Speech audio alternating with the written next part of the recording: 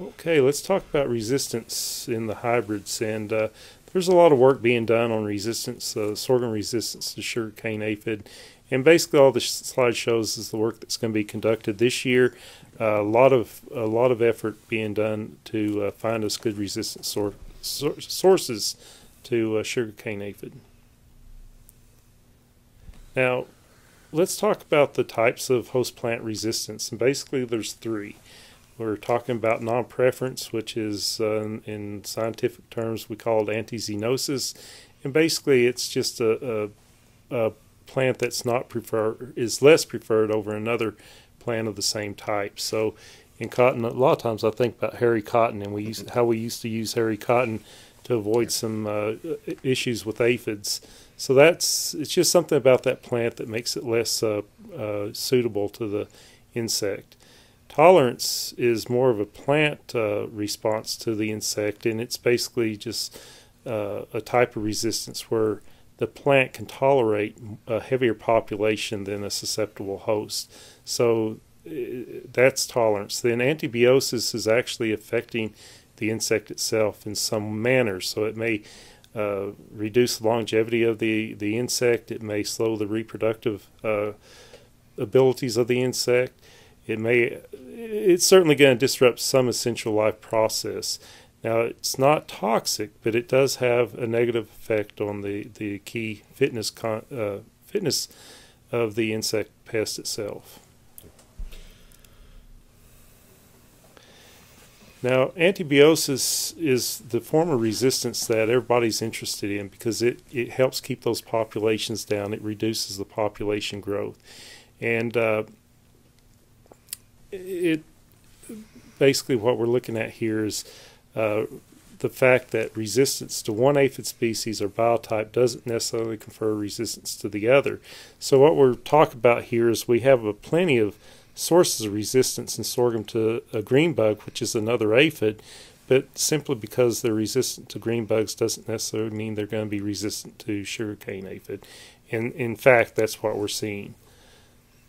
Although our current technology of sugarcane aphid resistant hybrids, we got lucky because those came from the green bugs program. Right. And it's interesting that you talk about that, Pat, because I was just talking to Gary, and he said to make sure that that is where the source is coming from, but it's not necessarily the same trait that's providing us the resistant to green bugs. So he really drove this point home. Don't say it's green bug resistance that's giving us resistance to the sugarcane aphid.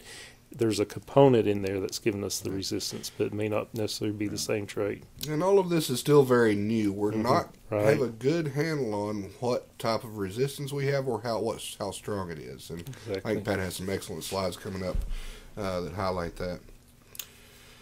And before we go into those, Blaine, we need to mention that, so we do have some commercially available so-called tolerant or so-called resistant hybrids.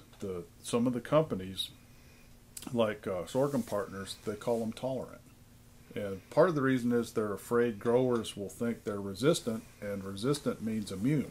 So people will quit checking fields. That's not the case, and so that may be why they're calling them tolerant. We have some from Sorghum Partners, 2 from Monsanto, although Pulsar is difficult to get. And Pioneer has one which Robert says won't be available widely until next year. But regardless of whether you're growing a susceptible or a so-called resistant hybrid, you still need to check the field as if it was susceptible. Absolutely. And if we are dealing with a true tolerance, which it seems to me from a lot of data we're dealing with some level of antibiosis, if we're dealing with tolerance, well, we still have the harvest problems and things like that with sugarcane aphids. So we're going to need to, now I think the host plant resistance is an extremely important part of our IPM plan.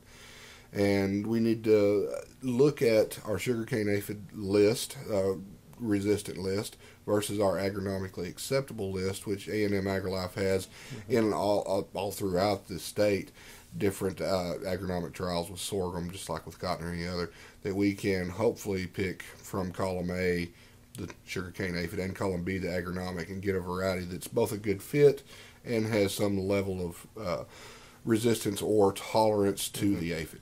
That's a good point. But I think for this year, it's going to be really important, regardless of if the farmer, if your client has one of these hybrids that are listed here. It's not an excuse not to scout. Make sure you're scouting regardless. Underscore that point repeatedly. And here's just some memorable graphics about why it's important to continue to scout, as if you had susceptible sorghum. And we used the ammo off my shelf to make these points. A susceptible plant is on the left. There's no defense whatsoever. And we have a resistant plant on the right. But the question becomes, how resistant is it, and how virulent is the aphid?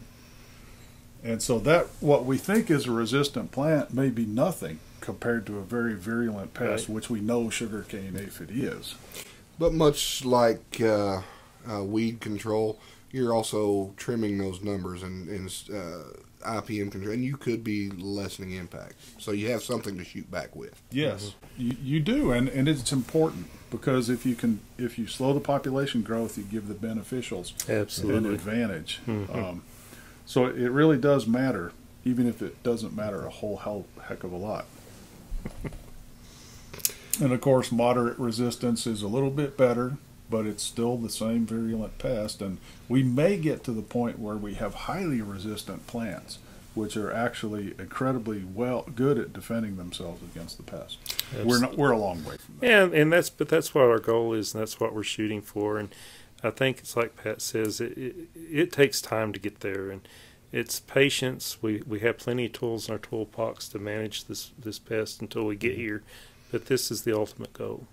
And we will have to get there in sorghum, because it's considered a low value crop. Right. And in all of our low value crops like wheat, ultimately it's host plant resistance that's the economically acceptable option. Yes, insecticides you can't afford to keep paying year after year after year. Right. So we're buying time with insecticides so they can build resistant hybrids, highly resistant hybrids. Well, but just to recap, we don't know how good these hybrids are. They've only had 1 year of field testing. Right. And, the greenhouse testing's going on. That's nice, but a greenhouse isn't the field.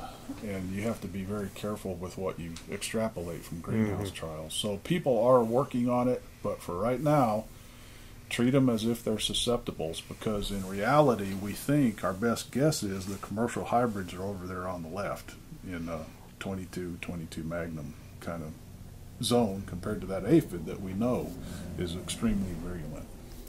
Right, that's exactly right, Pat. And even the interesting thing is, even the companies will admit that the products we have right now, they may slow the aphid down, but they aren't going to stop the aphid. So this picture really does a good job of depicting that.